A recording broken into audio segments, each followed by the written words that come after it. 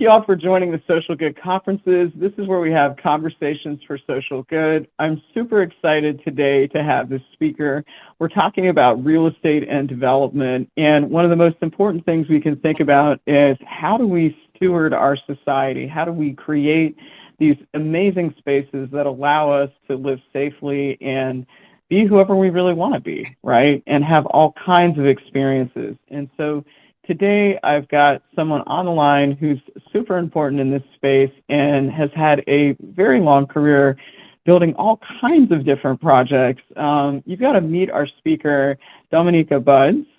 Welcome. She's a two-time CEO. She's founded two organizations, Dom Development, as well as Soma Development, Modern Architectural Design.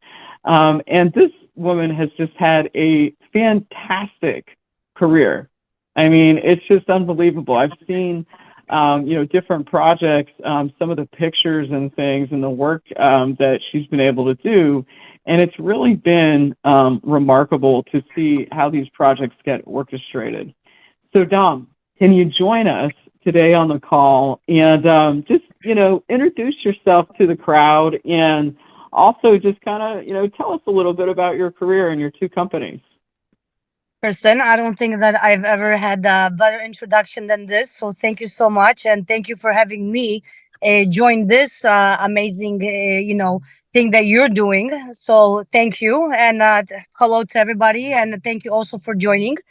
And to answer your question, in regards to the development, I originally got into the business because I was interested of how things actually come together, right? You see a building and you're like, oh, it looks beautiful, but how did it come together? So that was my first reaction of I wanted to figure out how people, like you said, have safe spaces to live in. So when I began, in this company, I started with So just keep that. going.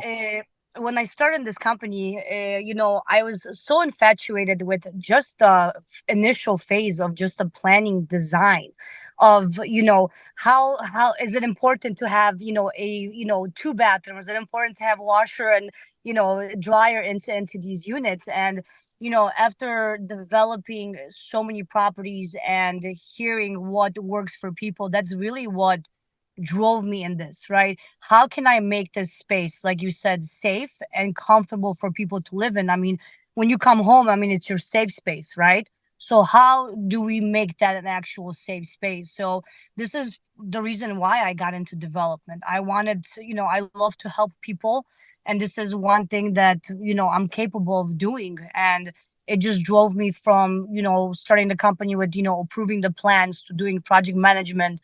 I'm in the process right now of getting my contractor's license, because then I can have full control of, how I want things done, and I want them done properly, right? Because people are living in these buildings, right? Like, you want to drive by and be like, oh, Dom built that building, and I want everybody to have that comfort, especially for our community. I think it's, very important, because a lot of buildings, especially in Los Angeles right now, are so worn down that, why not be better and be bigger and have more of a comfortable place to live in, right? So I think that's where my passion grew, is just really just helping people find their comfort space of being in a comfortable home. Just learned a lot about Dom, and what an exciting person to get to know and experience, these different aspects of the real estate and development industry. With all your years of experience building all these different projects, Dom, in 60 seconds for each lesson, what could you share for us? What would be your first lesson kind of regarding design? The first and the most important, biggest lesson is actually part of the design, right?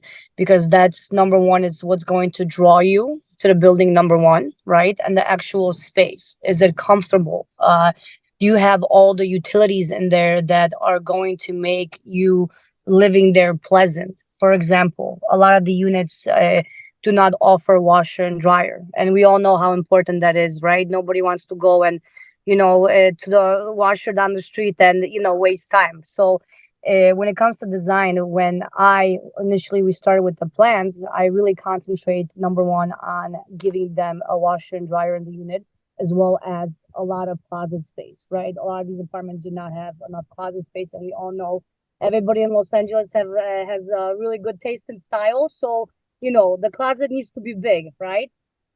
So most important, this is where everything starts. And speaking also for design, you have to really know what you can actually build on that plot of land. So that's the initial first part, is figuring out what you can build there, how big you can build, what the community wants you to build there, and then going back to the owner or whoever's going to be renting there, we wanted to make it comfortable, right? I think that's the biggest phase that I would say when it comes to starting off your project, right? Having all of your ducks in a row, especially if you're a developer or if you're, a regular person that wants to build. Number one, what can I build there? That's the initial phase. And number two, how can I make it comfortable for everyone to live there? And then also what return I can make on that, right? So I can say that that's the most important thing. That's great. So when you kind of go into, this theme that you have, right, of really needing to be great at being a planner, right? That's kind of the major lesson here, is that you must really think about things, Dom. Listen to me. I sometimes I feel like I don't have enough, big enough brain to think about this because there's so much. Like I say, it's you look at a building and you're like, oh man, it's so great, but then you don't think about, oh, how am I gonna get the utilities there? Do I have to relocate a stop sign? So there's so much that goes into it, and the best part is knowing everything in the beginning, because you can solve and save so much time and money just knowing that initial phase of planning, right? So yes, it's definitely a lot of planning, but hey, somebody has to do it, right? So, Let me tell you, managing staff in construction is probably one of the hardest aspects of doing. Not even building the building, but just to manage people, making sure they're gonna show up, they're gonna have the material.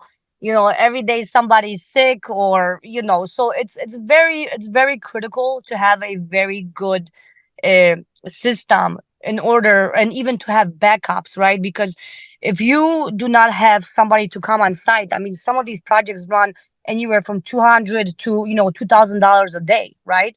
So you really have to be on top of scheduling people. I mean, and it's such a critical portion that I cannot even begin to tell you. You